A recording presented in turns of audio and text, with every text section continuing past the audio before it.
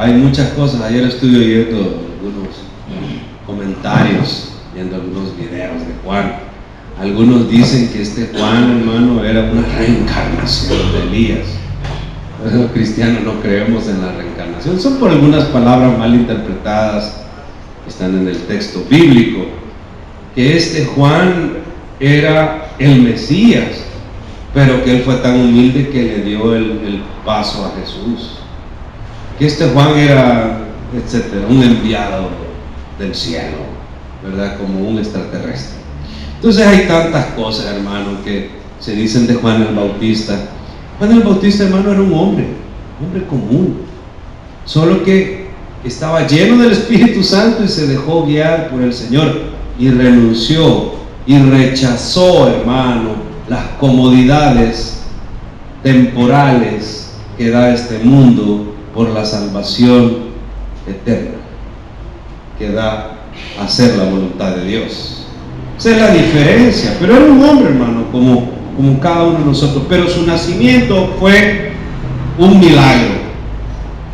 Isaac fue un nacimiento milagroso también, ¿o no, hermano? Isaac, la mamá tenía ya gran vejez, no tenía una matriz viable. Isaac, hijo de Abraham, igual nació, no hablamos tanta cosa de Isaac. Es más, Elizabeth, la mamá de Juan el Bautista, no estaba tan vieja como Sara, según creemos. Así es que el nacimiento de él fue especial, pero no por eso él era diferente, por ejemplo, a Isaac.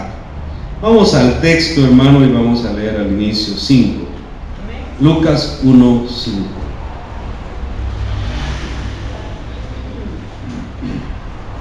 Hubo en los días de Herodes, rey de Judea, un sacerdote llamado Zacarías, de la clase de Abías.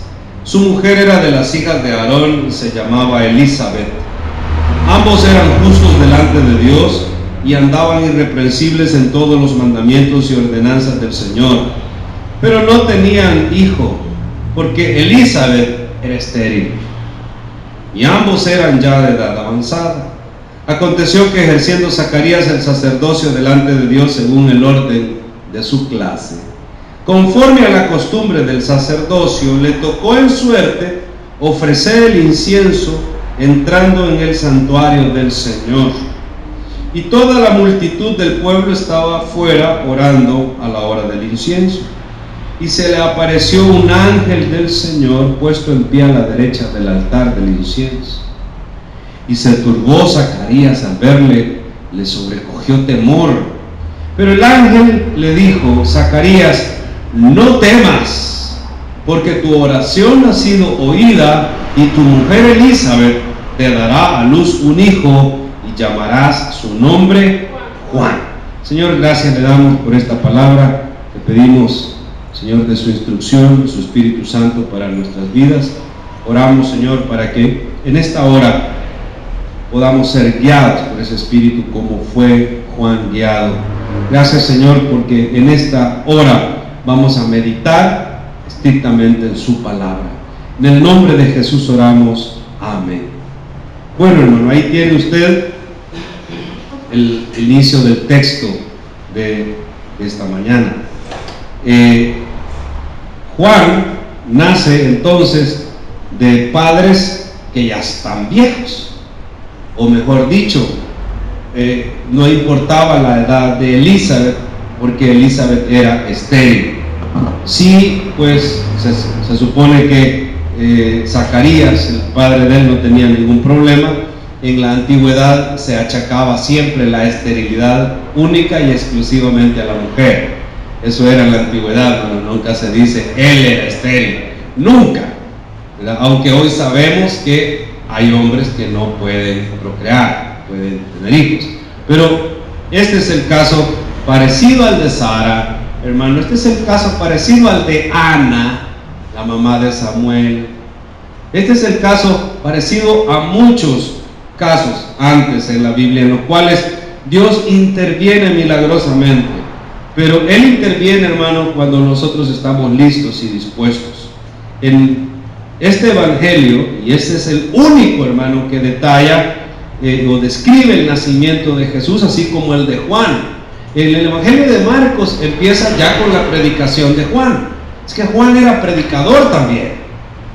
Juan era una persona que tomó el llamado de Dios. Me tomé la molestia de leer biografías o de leer datos de Juan el Bautista, de algunas literaturas antiguas, y usted se va a dar cuenta, hermano, que este Juan era realmente un hombre especial, porque decidió, por las decisiones que tomó. O sea, lo que nos hace especial a cada uno de nosotros, hermano, son las decisiones. Todos los hombres somos iguales. O sea, tal vez la parte milagrosa de su nacimiento, pero él pudo haber, hermano, tomado otras decisiones. Él pudo haber ido en contra de su papá, porque su papá murió prematuramente, ya era un anciano, y no ser un nazareo, no tomar los votos que había sido encomendado tomar.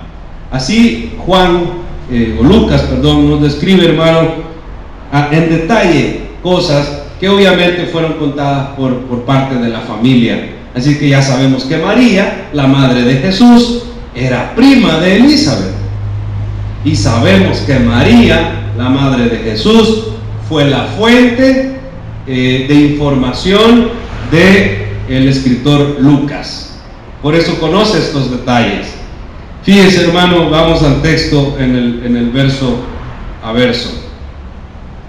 Dice que había un sacerdote llamado Zacarías, y la esposa de él, llamada Elizabeth, era de las hijas de Aarón. Hermano, ¿qué significa eso? Bueno, eran de la clase sacerdotal. Ya, ellos eran de esa clase, de esa familia. 6. Pero eso no implica, hermano, que sean hombres piadosos, porque el sacerdocio de la época estaba corrupto, o empezaba a corromperse. Ya cuando Juan es un adulto, eso estaba totalmente corrupto. Dice 6, ambos eran justos delante de Dios. Esto es importante. Ambos eran justos delante de Dios, irreprensibles en todos los mandamientos y ordenanzas del Señor. Ellos, hermanos, eran bien cumplidores de la ley, eran cumplidores de todo lo que el Señor había mandado por medio de esa ley. Y entonces los sacerdotes de la clase de Zacarías no eran sumos sacerdotes. El sumo sacerdote, hermano, era el sacerdote principal, pero Zacarías era de una clase, digamos, importante de sacerdotes, que tenían por suerte de entrar allá cuando les tocaba al santuario, y al santuario se entraba, hermanos, solitos. Fíjense, dato importante, ¿sabe quién era el único, aparte del sumo sacerdote y del sacerdote, que cuando por suerte le tocaba entrar al santuario, ¿sí? ¿Quién era la otra única persona que podía entrar al santuario? ¿Sabe quién era? Yo lo averigué ayer estudiando, hermano, aunque usted no crea, yo todavía estudio. Los nazareos. Pues yo no lo sabía, hermano. Los nazareos podían entrar al santuario. No conozco yo de historia de alguno que haya querido entrar al santuario. Es más, Juan no quiso entrar al santuario porque él sabía que todo aquello ya no valía, hermano, porque estaba totalmente corrupto aquel sistema sacerdotal. Él fue un gran crítico del sistema sacerdotal. Él fue un gran crítico del gobierno de Herodes. ¿Por qué? Por toda la corrupción que había. ¿Por qué? Es que Juan era un profeta, un llamado a ser profeta también, y los que son profetas, hermano, pues tienen que comentar y ponerle el dedo en la llaga sobre esos puntos. Pero los nazareos podían entrar. ¿Quiénes son los nazareos, hermano? Eran hombres que consagraban su vida a Dios. Eran hombres, hermano, que no se cortaban el pelo, no probaban, hermano, una gota de alcohol, no podían estar en contacto con ningún cadáver. Es más, cuando murió Zacarías, Juan lloró por su papá, pero no pudo estar enfrente de su papá, no podía estar enfrente de su papá, tenía que estar lejos incluso de su papá y su mamá. Y en la historia que leí dicen que cuando Elizabeth murió, él amaba tanto a su mamá que iba a perder su voto de nazareo porque iba a ir, que cuando ella murió él estaba ya en En-Gadi, en el desierto de En-Gadi al sur, ya estaba preparándose, hermano, como nazareo, estudiando, ya estaba predicando, ya ejercía su ministerio. Y dicen que la historia, hermano, o sea, obviamente no bíblica, fuera de la Biblia, que cuando Elizabeth murió, la enterraron y luego le avisaron a Juan, porque si le avisan a Juan cuando ella todavía está viva, él hubiera llegado a abrazar a su mamá muerta y hubiera perdido su voto en nazareo. Y los que dirigían la aldea estaban orgullosos de Juan, hermano, porque ¿sabe cuántos nazareos conocemos en la Biblia?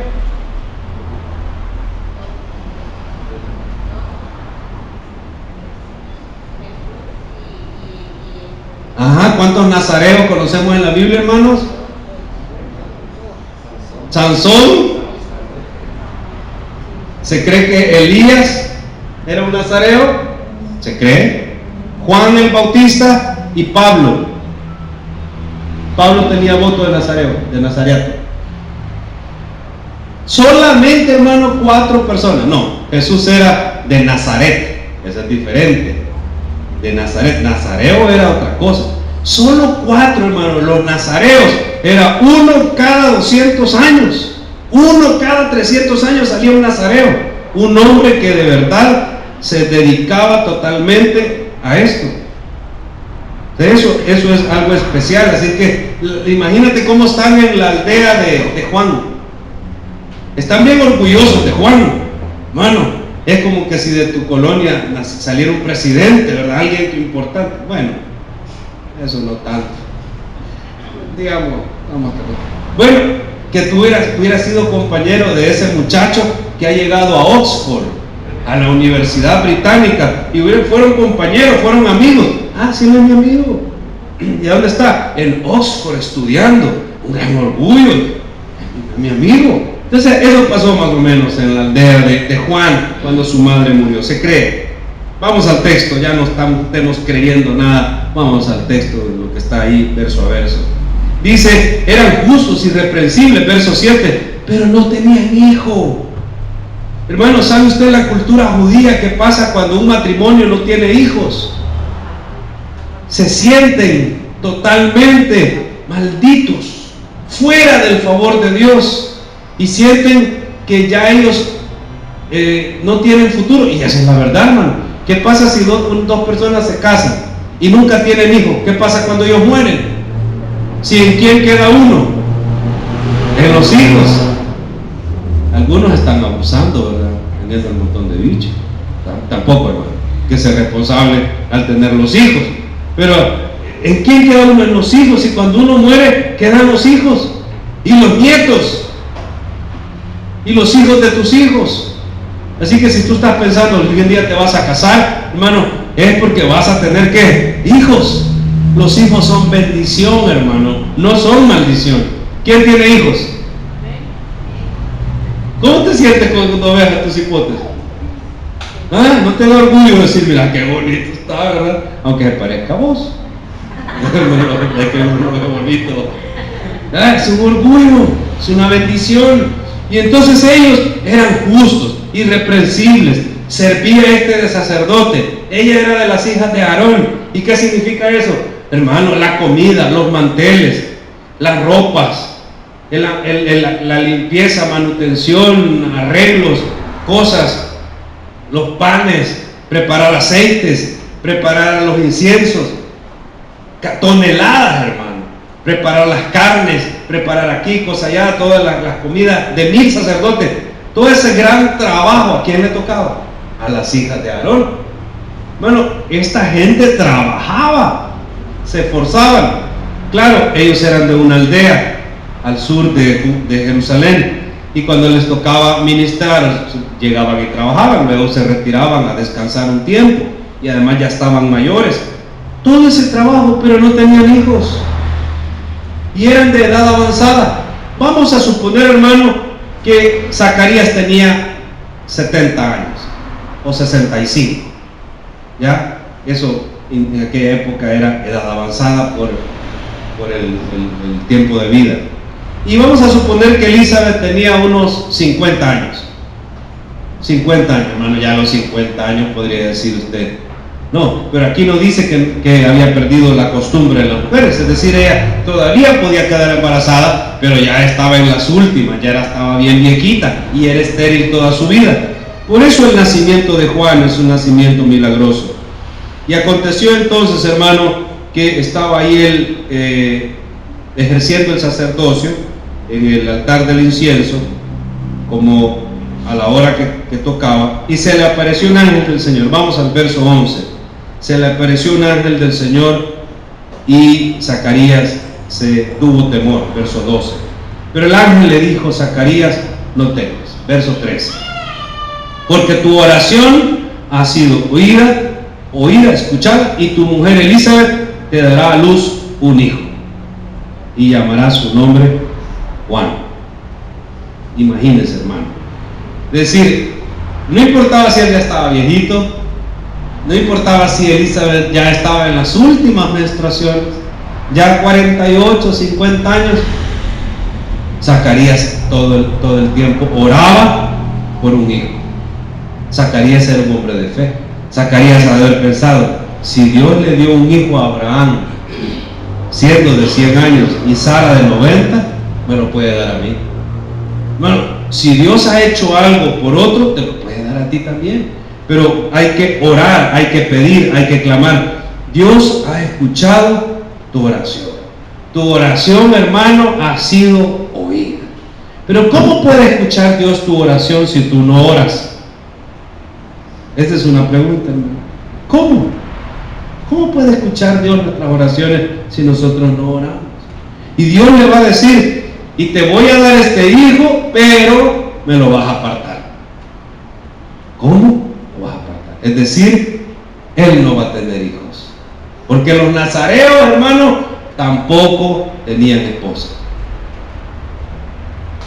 Un poco doloroso, ¿eh? Te voy a dar un hijo, pero va a tener una misión especial.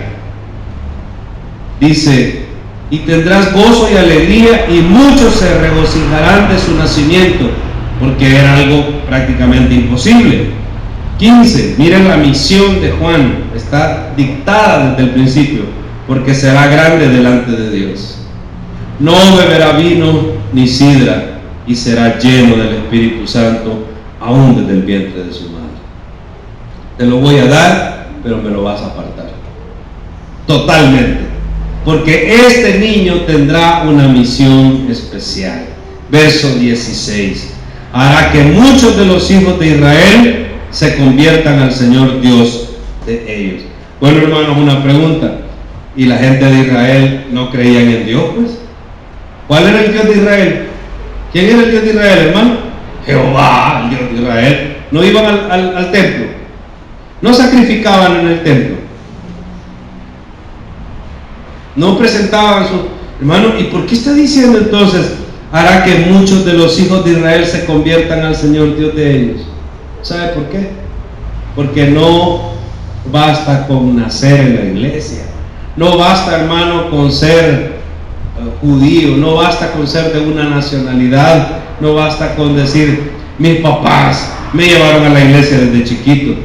Hermanos, es que a todos nos llevaron a la iglesia desde chiquitos, creo yo, todavía. O sea, no basta con eso. No basta con decir: yo voy a la iglesia. No basta con decir: yo nací en la iglesia, ahí he pasado metido todo el tiempo. Hermano, importante palabra: se conviertan. Entonces, ¿qué es lo importante, hermano? La conversión. ¿Sabe qué significa conversión? Implica cambio. Conversión implica, hermano, cambio. O sea, una entrega real y total. 17. E irá delante de él con el espíritu y el poder de Elías. Y aquí, hermano, algunos es cuando se confunden. ¿Ya? Lo que está diciendo la palabra, que él va a tener un poder, una unción como Elías la tuvo. Eso está diciendo. De hecho, Juan eligió parecerse a Elías, porque Juan sabía de esta promesa. Juan sabía de estas palabras que habían sido dadas a su papá. Así que Juan dijo: ¿qué? Yo voy con el poder y la unción de Elías, me voy a parecer a Elías también. Eso es una decisión, no es un mandato. Y se puso, hermano, vestidos como Elías. Y fue un hombre también directo, como Elías. ¿Cuál fue el gran problema que tuvo Elías, hermano, en su tiempo? Ese era directo. Y ese es el llamado de los profetas. Hermano, usted sabe que hubo un periodo de silencio, un periodo en el cual Dios no habló a Israel.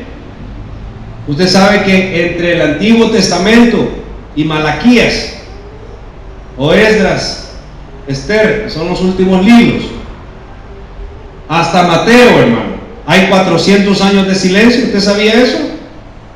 ¿O no?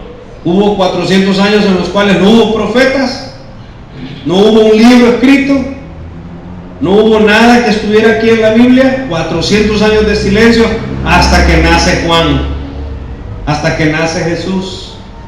Porque antes que naciera Jesús, ¿nació quién? 5 o 6 meses antes nació Juan. Esa es la edad que se llevaban, hermano, el tiempo que se llevaban, y eran primos, porque les dije que Elizabeth era prima de María. Así es que Juan y Jesús eran también primos, el segundo o tercer grado de consanguinidad. Y todo ese tiempo que ha pasado, hermano, Dios no ha hablado.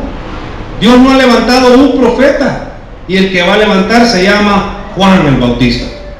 Y este Juan va a venir a hacer cosas, hermano, que nadie se atrevía a decir. De hecho, cuando le dijeron: murió tu papá, la pensión del sacerdocio te corresponde, vas a ir al templo. No, se fue a las cuevas de Qumran, se fue a las cuevas del sur de Judea, cerca del Mar Muerto, donde en Engadi, donde él bautizaba. Y dijo: no, yo no me acerco al templo. El sacerdocio no sirve, el sacerdocio está corrupto, están vendidos a Roma.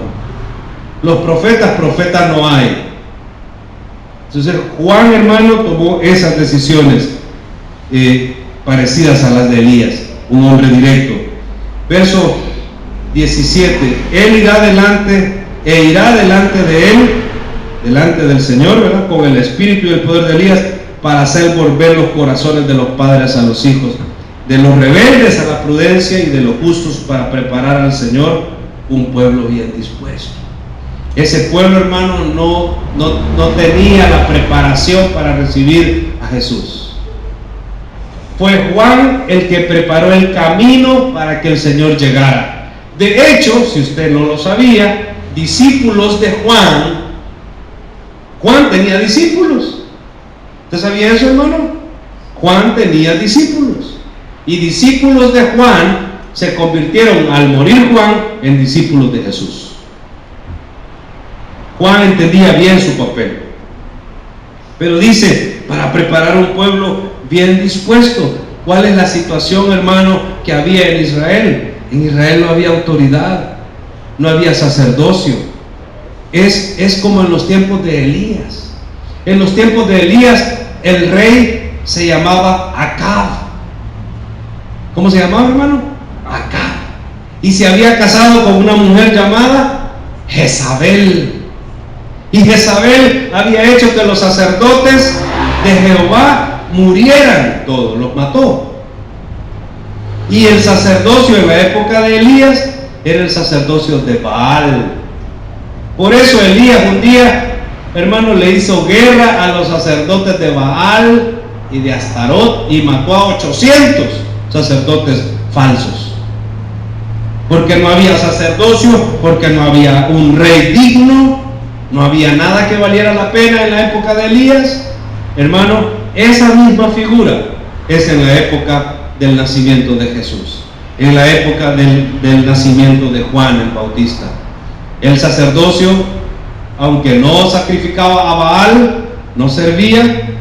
El poder o la autoridad de Herodes era falsa, estaba corrupto, era un hombre que hacía alianzas con Roma, y todo eso Juan lo va a poner a sacar a luz, hermano. va a sacar a luz toda esa corrupción. Entonces dice el verso 18, y aquí el problema, hermano, que estemos orando a veces, aunque a veces oramos pero no creemos. Entonces, yo ¿lo entiendes? Oramos, pero cuando viene el milagro será decirle. Y dijo Zacarías al ángel: ¿en qué conoceré esto? En otras traducciones dice: ¿cómo va a ser esto posible? Esto no puede ser posible, porque yo soy viejo y mi mujer es de edad avanzada, además estéril. Respondió el ángel y le dijo: yo soy Gabriel. Hermano, solo hay 2 ángeles que tienen nombre, para que usted no ande hablando de las tortugas ninja, por favor, porque da pena, ¿verdad?, que alguien que es cristiano anda creyendo que hay otros nombres de ángeles, hermanos, y de arcángeles. Solo hay en la Biblia, por lo menos en la que yo tengo, 2 ángeles que tienen nombre: Gabriel y Miguel. Rafael no existe, hermano, aunque ayer fue el día de los Rafaeles, ¿verdad? No existe el arcángel Rafael, ¿verdad? Yo por poco me llamo Rafael, gracias a Dios me llamé David, ¿verdad? No existe, hermano, otro nombre de ángel fuera de Gabriel, que significa varón de Dios, y Miguel. Así que, teniendo esto bien claro, hermano, le dijo el ángel: yo soy Gabriel. Y este ángel, hermanos, es el mismo que va a anunciarle a María el nacimiento de Jesús, que estoy delante de Dios. Además, el ángel Gabriel, hermano, es el ángel que se le apareció a Daniel. Imagínate, o sea, es un ángel especial. Estoy delante de Dios. No es cualquier ángel, es un ángel de los que están en la guarda de Dios, la guardia especial de Dios, delante de Dios. Y he sido enviado a hablarte y a darte esta buena noticia. Y ahora quedarás mudo por incrédulo, porque cuando viene el Señor a hablarte y dice: vas a tener un hijo, amén, aleluya, lo recibo. Si viene el Señor y te dice: vas a ser sanado de cáncer, yo lo recibo. Pero ¿y cómo va a ser si el doctor dijo que ella es incurable, que la quinta? Si el Señor viene y te dice: te voy a dar ese favor, voy a hacer esto, te diga: amén, así sea, venga. ¿Cómo? Sí, ese es el trabajo de Dios, hermano. Pero como Zacarías dijo: que voy a tener un hijo yo. Sí, ¿cómo va a ser eso? Pero ¿y cómo? No puede ser. Imagínese, hermano. Él estaba pidiendo por el milagro, y cuando le llega, no dice: vaya pues, venga. Sino que ¿cómo va a ser? Si esto lo estoy pidiendo yo desde que teníamos 20 años. Si la Chabelita ya tiene casi 50, ya estamos viejos. La Elizabeth ya no da. Apenita, creo que está tirando unas gotitas de menstruación de vez en cuando. Si es que no es por tu fuerza, hermano, no es por ciencia humana, es por favor divino. Entonces hay que decir: venga pues. Pero no pasó así. Entonces vas a quedar mudo hasta el día en que el niño nazca. Hasta ese día. Y le vas a poner, acordate, ¿cómo le vas a poner? Juan. No le vas a poner Zacarías, no le vas a poner el nombre de tu papá o de algún tío, algún pariente importante de tu generación. Le vas a llamar Juan. Cuando no creíste mis palabras, las cuales se cumplirán a su tiempo, va a estar mudo. Y el pueblo estaba esperando a Zacarías, extrañado que él se demoraba tanto. Y cuando salió no podía hablar, y comprendieron que había visto, ¿qué, hermano? Visión en el santuario. Y él les hablaba por señas, permanecía mudo. Verso 23. Cumplidos los días de su ministerio, se fue a su casa. Es decir, terminó su periodo de servicio en ese año. Creo que ya nunca volvió al ministerio, porque ya estaba también a punto de retirarse. Y después de aquellos días, verso 24, hermano, concibió su mujer Elizabeth. ¿Cuál es la diferencia entre la concepción de Elizabeth y la de María? Hay una gran diferencia. María no tenía esposo. ¿Amén? No tenía esposo. Estaba desposada, comprometida con José, pero no tenía esposo. Aquí sí, ¿verdad? Aquí sí. Me imagino que a un mudo, Zacarías fue y dijo, hagamos el intento pues.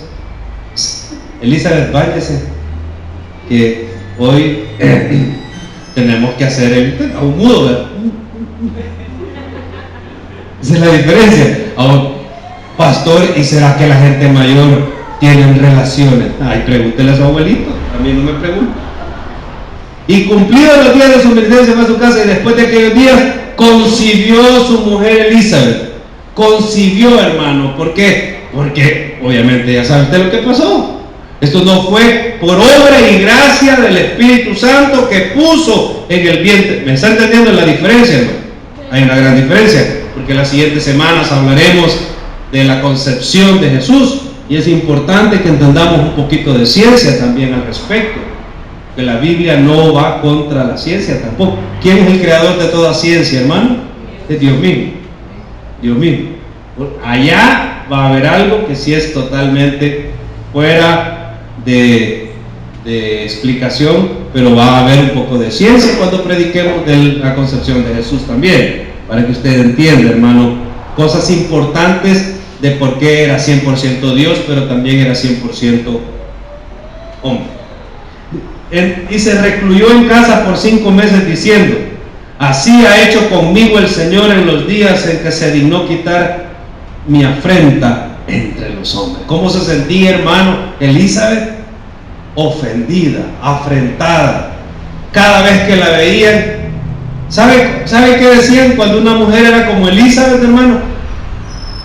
Tenía nombre, ¿verdad? Pero también tenía apodo. Ve, ahí va Elizabeth, la estéril. ¿Cómo se sentiría así, hermana? Usted que tiene hijos, y que imagínese que si nunca pudo tener hijos y que dijeran, ve, ahí va Elizabeth, la estéril. Hermano, así era la sociedad de esta época. Cada vez que ella salía y la veían, pensaban, pobrecita la Elizabeth. Tal vez no le decían nada a ella. Pobrecito el Zacarías, vea, con la mujer que se vino a juntar. Todavía hoy día hay gente que piensa así. No sé cómo le dicen a las matrices que no dan hijos, pero les dicen nombre, ¿verdad? O arruinada, dicen, mujer, esa mujer arruinada, no le pudo dar hijo al viejito, tan chulo el viejito Zacarías, ¿verdad? Bien bonito hubieran sido los hijos de él. Alguna mujer que le gustaba el Zacarías, y como él no le eligió a ella, gente despechada, ¿verdad? Afrentada. Entonces Elizabeth se recluyó 5 meses en su casa. ¿Sabe por qué, hermano? Ella quería estar segura. Es que la promesa no llegó a ella, ¿verdad? Llegó a Zacarías. Ella quería estar segura que ¿qué? Que estaba embarazada. No fuera un tumor. ¿Verdad? A los 5 meses ya dan patada a los niños. Y antes no había ultrasonido, hermano, ni había prueba de embarazo. A los 5 meses, o sea, a la mitad del embarazo, ya las mujeres saben, este es un niño. Este es un niño. ¿Y Zacarías cómo salió del santuario? Pues mudo. Ya me estoy dando a entender, aunque le pudo haber explicado de otra manera. Ella quería estar segura. ¿Y qué pasó cuando llegó a la mitad del embarazo? Ella salió de su casa orgullosa, el orgullo bueno, con su bata de embarazada. Ajá, digan, ahí va Elizabeth, ¿qué? La viejita embarazada. No importa, pero estoy embarazada. Imagínate, hermano, tu abuelita embarazada. O sea, yo vi en Morazán mujeres de 50 años embarazadas, hermano. Vi una, no que, cuánta mujer. Vi una que decía que salía a la huerta y quedaba embarazada. Y yo decía, ya las huertas tienen alguna cuestión mágica, ¿verdad? No, las huertas son como los moteles en el campo, ¿no? En la huerta, ahí ponían las hojitas de la huerta y ahí usted sabía lo que pasaba. Imagínense, 50 años. Pero ella salía orgullosa. Y no solo eso, es que el Señor también le habló a ella y le dijo, Elizabeth, levántate embarazada. Sí, mire que ya deja de estar recluida, gana. Anda a ver a tu primita, la María, la cipota. Sí, también está embarazada, pero cuidado, no andes desconfiando, porque lo que van a hacer en María, del Espíritu Santo completamente es. Y entonces María exalta cantos, Elizabeth exalta cantos de alabanza, hermano. Lucas es precioso, capítulo 1 y 2 son preciosos. Y no tenemos prisa para terminarlo hoy ni mañana. Seguimos el próximo domingo. Que el Señor añada bendición a su palabra, hermano. Que el Espíritu Santo también hoy día levante hombres como Juan, valientes, no corruptibles, que preparen el camino de salvación a otros. Gracias le damos, Señor, en esta hora, por el tiempo de predicar.